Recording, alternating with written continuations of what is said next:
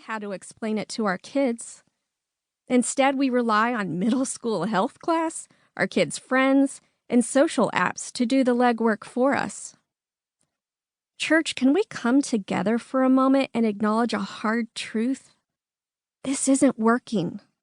Our kids want us to talk to them about sex.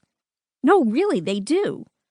When the Power to Decide campaign surveyed thousands of students, do you know who teens ages 12 to 15 overwhelmingly said had the most influence on their sexual decisions? Parents. Do you know who also won the influence race with teens ages 16 to 19? Parents. Don't let their perpetual AirPod use or eye rolls fool you. Our kids are listening. Let's start talking. This is why you have this book, Mama Bears. You and your husband are your child's primary teachers. You are the youth pastors of your home. And God has given you everything you need to shepherd your family in the truth while holding fast to loving like Christ. The enemy has come in and tried to confuse these categories, but that's where we at Mama Bear Apologetics come in. The area of sexuality is like one giant knot. Its knots even have knots. Our hopes are that through this book, we can slowly unravel the threads of confusion surrounding the area of sexuality. Naturally, there is a lot to unpack here.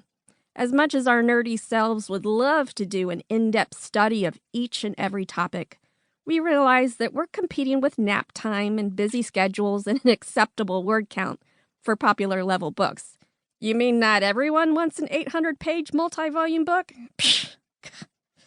Anyways, what we aim to present here is a biblical perspective, to backtrack how the enemy has broken God's design, to emphasize a loving attitude towards real hurting people behind each of these issues, but to also tackle the topics in a way that you can start reinforcing biblical sexuality for your children.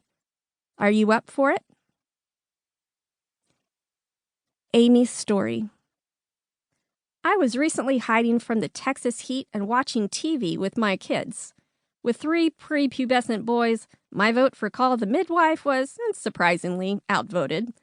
So we cuddled up to catch the latest episode of The Loud House. This show follows a preteen boy, Lincoln Loud, as he navigates life with his 10 sisters. That day, the Loud family was trying to figure out which sibling had been the recipient of a love letter. It had been addressed only to L, which presented a challenge. Everyone in the family had a name beginning with the letter L. As the show progressed, each sister confronted her Valentine crush with a love note, hoping her beloved was the secret admirer. Each sister, that is, except budding rock star Luna. Luna was too nervous to talk to her crush, but she spent a majority of the show casting dreamy looks towards a group of kids whose ringleader was a guitar-toting heartthrob. Boys and guitars, am I right? With some last-minute encouragement from the Loud tribe, Luna slipped a love note into her crush's locker and ducked around the corner just as the group came down the hall. It looked like Dream Boy was about to discover Luna's note, but he walked right past the locker. In the last few moments, however, my boys and I watched as Guitar Boy's bandmate, a girl, opened the locker instead. The credits rolled as the 2 girls shared a googly-eyed stare. The whole scene lasted only a few seconds, and if I'd been scrolling through Pinterest, I would have missed it. I glanced at my kids, and thankfully the younger 2 had been distracted by Legos. My 10-year-old, however, had not.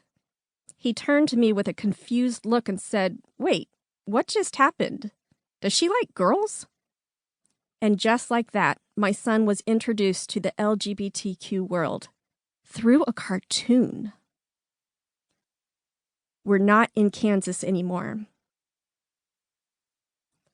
I, Hillary, sometimes joke about how the Lord teaches twice, in the lecture and in the lab. The lecture is the actual biblical teaching, right theology, wisdom gleaned from the Word. Amy's story reflects what I jokingly refer to as the lab portion.